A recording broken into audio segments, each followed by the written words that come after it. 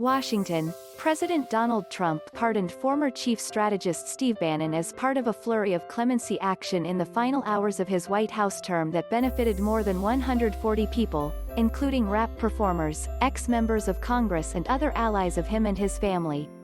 The last-minute clemency, announced Wednesday morning, follows separate waves of pardons over the past month for Trump associates convicted in the FBI's Russia investigation as well as for the father of his son-in-law.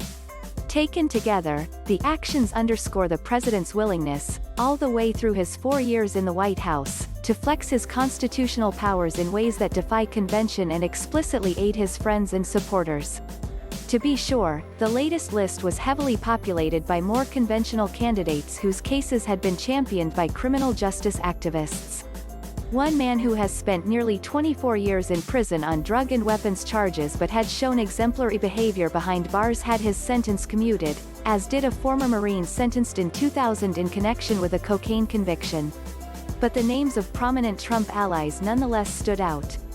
Related, Lil Wayne meets with Donald Trump, appears to endorse him for 2020 election. Besides Bannon, other pardon recipients included Elliot Broidy, a Republican fundraiser who pleaded guilty last fall in a scheme to lobby the Trump administration to drop an investigation into the looting of a Malaysian wealth fund, and Ken Kurson, a friend of Trump's son-in-law Jared Kushner who was charged last October with cyberstalking during a heated divorce.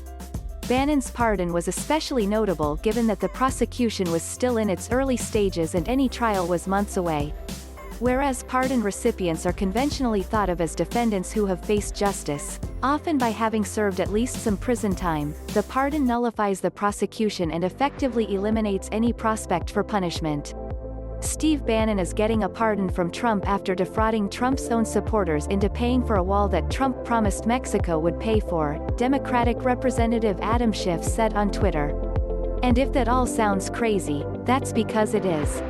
Thank God we have only 12 more hours of this den of thieves.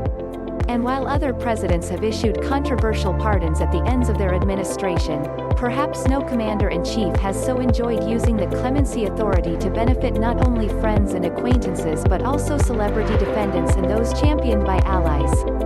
Wednesday's list includes its share of high-profile defendants. Among them were rappers Lil Wayne and Kodak Black, both convicted in Florida on weapons charges.